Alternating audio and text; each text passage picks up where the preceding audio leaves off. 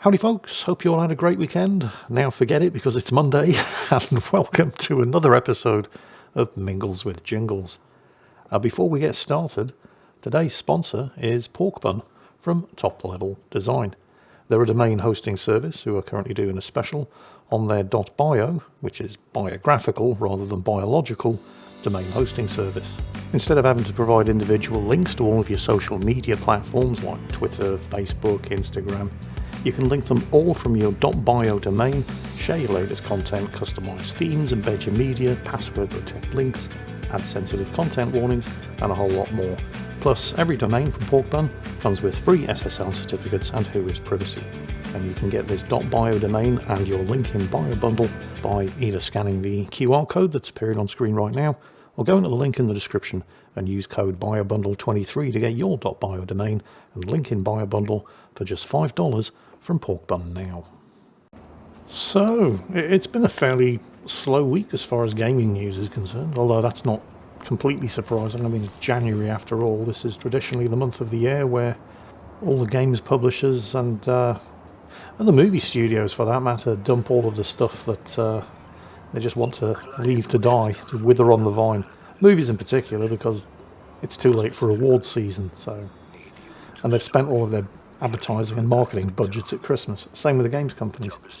Although that doesn't mean that there hasn't been any gaming news. Everybody in World of Warships got very excited to hear that there were going to be even more aircraft carriers coming. Wargaming once again with their finger on the pulse of their gaming community. Oh yeah, that thing that everybody hates. More of those, please. Yeah, you got it. Yeah, great. In sort of gaming-related news, the car manufacturer BMW, they're putting entertainment systems into their new range of cars. Although in a move that's fairly typical for a big corporation, they can't just call it an in-car entertainment system. No, they're calling it the digital customer experience.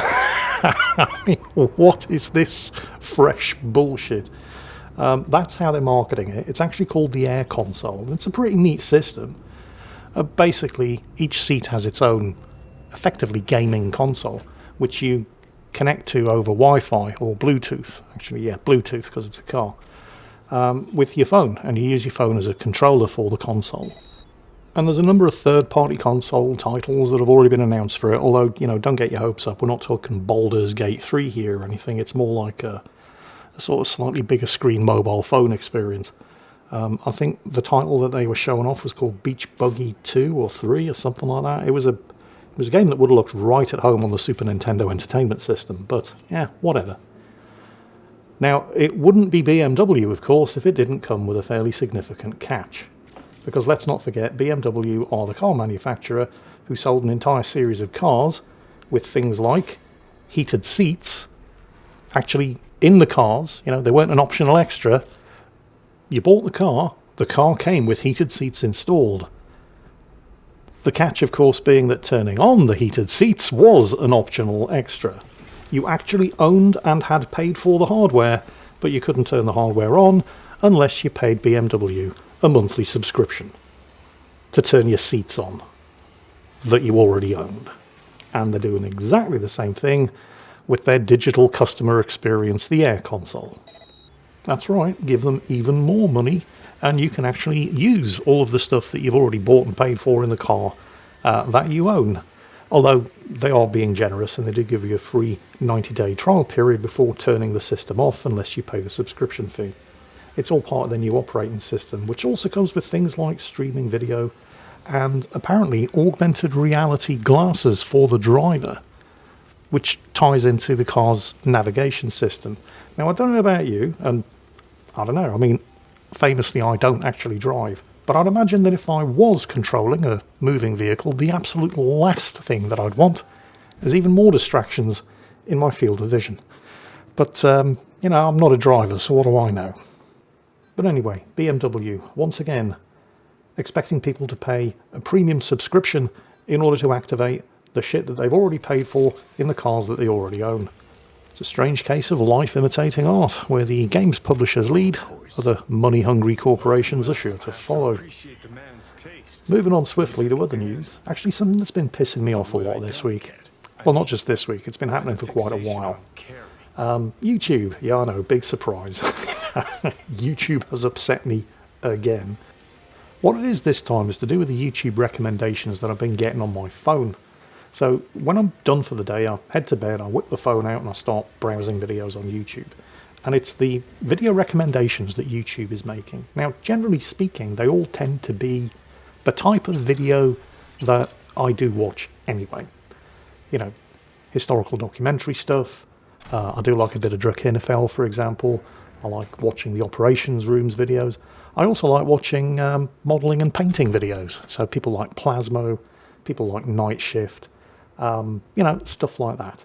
And generally speaking, as well as, you know, watching gaming videos, my recommendations that YouTube have given me on the mobile phone app tend to fall in line with that sort of thing. But I don't necessarily want to watch everything. The algorithm does a fairly decent job, you know, credit where credit's due. It does do a fairly decent job of coming up with stuff based on stuff that I've already watched. But I don't necessarily want to watch everything that the algorithm recommends. You know, sometimes I'm just not interested in a particular video, but that's fine. Because you can tap on the video and select not interested and tell YouTube, I don't want to watch this. And when you do this, YouTube responds by saying, got it, we'll tune your recommendations. And it's full of shit. Because maybe I'm being old-fashioned here, but in my mind, when I tap on a video and say, I'm not interested, I don't want to watch this, that means I am not interested, I do not want to watch this. It does not mean I don't want to watch this right now, maybe you could recommend it again to me in a few minutes. Because sure enough, by the time I get to the end of my recommendations and I swipe down to refresh, at least, and I'm not exaggerating, at least 80% of all of the videos that I just told YouTube I'm not interested in are back in the recommendations. We know you just said you don't want to watch this because you said not interested, but are you sure about that? Oh, and also mixed in with the recommendations that you've already told us you don't want to watch. Here's a bunch of videos you've watched before. Maybe you'd like to watch them again. No, I wouldn't. That's why I said not interested. So I hit not interested again. I have to do this 3 or 4 times before YouTube stops putting them in my list of recommendations. But what it does then, let me know if it's doing the same thing to you, is instead of showing the same things that I've already said 3 or 4 times I don't want to see as a new recommendation, instead they start putting them in YouTube mixers. And here's the thing about YouTube mixers. When a video pops up and I say I'm not interested, it removes the video and then tries to get me to watch it again 10 minutes later. But you can at least say, no, I'm not interested. But in a YouTube mix, your only 2 options are watch now or save to watch later. And that YouTube mix, which consists almost exclusively of all of the videos that I've said I'm not interested in, that sticks around in the recommendations and you cannot get rid of it. It's as if YouTube is deliberately going out of its way to find ways to torment me, and I just can't figure out the sense of it. It does not make any sense at all for them to give you the option to say, I am not interested in this video. Respond to that by telling you, got it, we'll tune your recommendations, and then keep trying to push the same videos on you over and over and over. I started to think maybe they've got some kind of agenda going on here, but that doesn't make any sense. I mean, it did in the past because there was a time, about a year ago. Now, I'm a massive fat nerd, so I've got no interest in sports. I know, big surprise. But suddenly, for no apparent reason, YouTube, this was about a year ago, suddenly started trying to push English Football League videos on me. Like 40% of my recommendations would suddenly be football matches or highlights from football matches that I had no interest in, that I'd never given YouTube any reason to suspect I might have an interest in, but which they just kept pushing on me. It was almost as if they had some kind of marketing deal going on with the Football League. Now that I could believe. That's not completely outside the realms of possibility that the Football League might have slipped Google a couple of £100,000 and then suddenly everybody starts getting football clip highlight videos in their recommendations. But I'm struggling to believe that Ian McCullum's Forgotten Weapons channel or Kathy Millett's Hobby Crafting and Diorama Building channel suddenly found a couple of £100,000 stashed down the back of their sofa and they thought, ooh, I know what I can do with that. Let's give it to Google. Yeah, let's not pay off my mortgage or anything. Let's, because, you know, Google are a bit hard up. I'm sure they could use the spare change. Let's give it to Google and get them to push my videos on people who keep saying, thanks, but no, I'm not particularly interested in this one. I mean, it just doesn't make any kind of logical sense whatsoever. So, having ruled out the illogical, the unlikely, or the outright ridiculous, the only logical explanation that I'm left with is Hanlon's razor. Never attribute to malice what can be adequately explained by stupidity. Which is the only logical explanation that YouTube in particular, and Google in general, are just outright incompetent. Hang on, Jingles, you're talking about one of the biggest tech companies on the planet. Yeah, I know, but it's not like this sort of thing is without precedent. Let's not forget we're talking about Google here. This is the corporation that, for some bizarre reason, didn't suspect that their advertisers might have a bit of a problem with advertising being placed on videos that were uploaded by and supporting terrorist organisations. This is a real thing that happened. This is the reason why I'm now earning 60% less from YouTube than I was before YouTube started giving a shit. I'm starting to see a connection here, actually. Maybe they really are just deliberately doing it to torment me. I mean, the pattern fits. Anyway, moving on swiftly. Do you remember, I don't know how long ago it was maybe a month ago, I was laughing my ass off in an episode of Mingles with Jingles that Starfield had actually been nominated in the Steam Awards for Most Innovative Gameplay?